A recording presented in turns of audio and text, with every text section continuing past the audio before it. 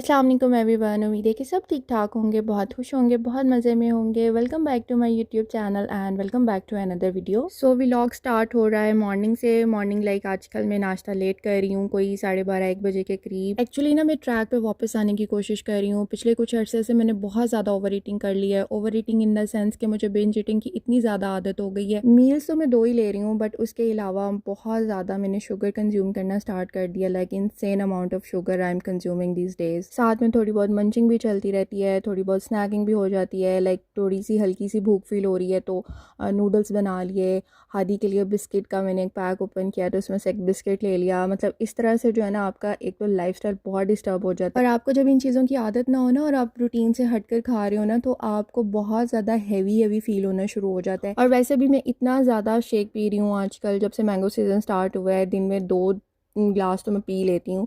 और उसके अलावा इससे पहले मैं जब घर गई हुई थी, अब्बू ने बादाम का शरबत बनाया हुआ था, वो इतने मज़े का था, वो भी मैं 1 से 2 दफ़ा पी लेती थी। और पिछले दिनों मैंने पराठे भी बहुत खाए हैं। तो सारी की सारी जो मेरी रूटीन है ना, वो बहुत ज़्यादा डिस्टर्ब हुई हुई है और मुझे रूटीन पे वापस आने की बहुत ज़्यादा ज़रूरत है। तो बस इसलिए मैंने सोचा है कि मैं इंटरमिटेंट फास्टिंग शुरू करती हूँ। ऐसा नहीं है कि मैं बहुत स्ट्रिक्ट किस्म की डाइट करूँगी, बस घर का खाना होगा, सिंपल खाना। वैसे भी हम लोग बाहर से बहुत कम खाते हैं, once in a blue moon, मतलब ये कि पूरे महीने में कभी एक दफ़ा हार्डली हम लोग बाहर से खाना खाते हैं। तो मेरा जो मेन मकसद है ना, जो मेरा मेन गोल है, वो एक तो ये है कि मुझे शुगर को बिल्कुल ख़त्म करना है। ऐसा नहीं है कि मैं एक रात में छोड़ दूँगी। ऑफ कोर्स के जो भी होता है वो ग्रेजुअली होता है, बेबी स्टेप्स लें तो ही आप कंसिस्टेंट रह पाते हैं, वरना फिर से वो चीज़ जो है ना, जैसे जाती है वैसे ही वापस आ जाती है। सिर्फ शुगर छोड़ देने से ही बहुत ज़्यादा फ़र्क पड़ता है। और मैंने ऑलरेडी ये एक्सपीरियंस किया हुआ है कि मैंने इंटरमिटेंट फास्टिंग को फॉलो करते हुए 10 kgs मैंने रिड्यूस किया था, और जिसमें मेरी कोई शुगर मैं कंज्यूम नहीं करती थी और सिंपल खाना खाती थी। और रूटीन पे वापस आने के लिए मुझे थोड़ी एफ़र्ट की भी ज़रूरत है और बहुत ज़्यादा मोटिवेशन की भी ज़रूरत है। एफ़र्ट इन द सेंस के पहले मैं बहुत ज़्यादा वॉक करती थी, तो अब वॉक वाला सीन नहीं है। और मैंने बहुत ज़्यादा वॉक के साथ और 2 मील्स बिल्कुल सिंपल खाने के साथ ही मैंने 10 kg रिड्यूस किया था। ऐसा नहीं था कि मेरे लिए कोई स्पेशल मील्स बन रहे होते थे। इंटरमिटेंट फास्टिंग का सबसे बड़ा फ़ायदा ये है कि जो कुछ भी घर में बन रहा है ना, आप उसी के साथ बहुत आसानी से वेट रिड्यूस कर सकते हैं। और इसमें मैं आप लोगों के साथ बिल्कुल ट्रांसपेरेंट रहूँगी, बिल्कुल ऑनेस्टली मैं आज शेयर करूँगी कि मैं क्या खा रही हूँ और कितने बजे खा रही हूँ और मैंने कितना वेट रिड्यूस किया है। And if you people want कि मैं अपना वेट लॉस जर्नी शेयर करूँ तो मुझे कमेंट सेक्शन में लाजमी बताइएगा।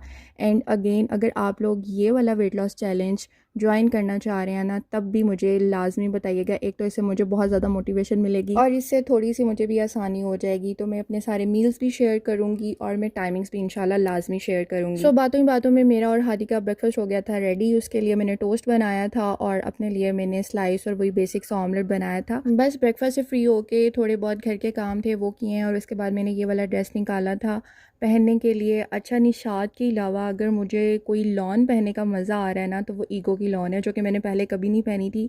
और मैंने इस साल पहली दफ़ा 2 ड्रेसेस ईगो से लिए थे और मुझे बहुत मज़ा आ रहा है। इतनी लाइट वेट और बड़ी मक्खन मलाई जैसी लॉन है, सीरियसली मतलब मज़ा आ जाता है। यहाँ मैं हादी को कलरिंग सिखा रही थी। कुछ दिन पहले दराज पे मैं स्क्रॉलिंग कर रही थी तो मुझे ये कलर्स नज़र आए। मैंने सोचा हादी के लिए ऑर्डर करती हूँ, तो इनके साथ मैंने एक चार्ट ऑर्डर किया था जिसके ऊपर डिफरेंट शेप्स बनी हुई हैं। और ये कलर्स जो है ना, ये बहुत अच्छी किट आई थी। इसके अंदर हर तरह के कलर्स मौजूद हैं। इसमें वैक्स कलर्स भी मौजूद हैं लाइक क्रेयॉन्स, और इसके अलावा इसमें पेंसिल कलर्स भी हैं, इसके अंदर वाटर कलर्स भी हैं, इसके अंदर मार्कर कलर्स भी हैं। बहुत रीजनेबल प्राइस में मुझे ये एक अच्छी किट मिल गई थी। अगर आप लोगों को इसका लिंक चाहिए हुआ तो मैं डिस्क्रिप्शन बॉक्स में ऐड कर दूंगी। बच्चों को स्क्रीन से दूर रखने के लिए ना, ये एक बहुत अच्छी एक्टिविटी है, बट इसका ये सीन है कि ये 3+ एज ग्रुप के लिए है। तो हादी तो अभी बहुत छोटा है, बट स्टिल मैंने सोचा कि चलो जितनी देर स्क्रीन से दूर रह सके उतनी देर तो इसको मैं रखूँ। तो जब भी आप बच्चों को कलर्स करवाएं तो अपनी सुपरविजन में करवाइएगा, क्योंकि ज़रा से आप इधर से उधर हुए नहीं और बच्चों ने अपना कारनामा कर देना होता है। और हादी का भी यही सीन था कि वो जो वाटर कलर्स थे ना, उनको तो वो समझ रहा था कि ये कोई मेकअप किट है।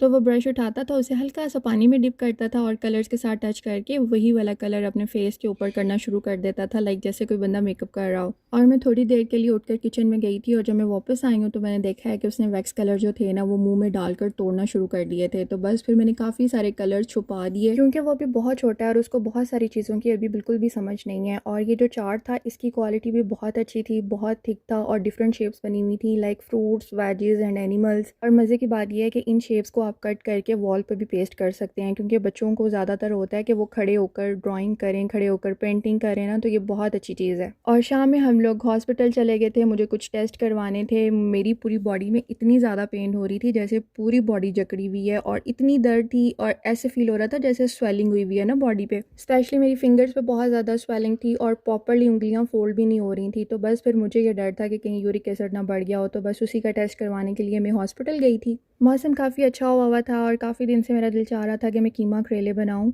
और कीमा एक दिन पहले मैंने यूज़ कर लिया। तो बस फिर मैंने सोचा कि चलो आज चिकन करेले बना लेते हैं। तो करेले जो थे वो दोपहर में ही मैंने छील के अच्छी तरीके से उन्हें नमक लगा कर रख दिया था ताकि सारा कड़वा पानी निकल जाए। और जब तक मैं वापस आई हूँ तब तक गैस भी आ चुकी थी, तो बस मैंने सोचा जल्दी से खाना बना लिया जाए। सबसे पहले मैंने अच्छे तरीके से कड़वा पानी निचोड़ के निकाल लिया था और उसके बाद मैंने करेलों को फ्राई कर लिया। जब तक करेले फ्राई हो रहे थे तब तक मैंने साथ ही एक पैन के अंदर थोड़ा सा ऑयल ऐड किया, क्योंकि करेले जो है ना वो काफ़ी ज़्यादा ऑयल अब्जॉर्ब कर लेते हैं।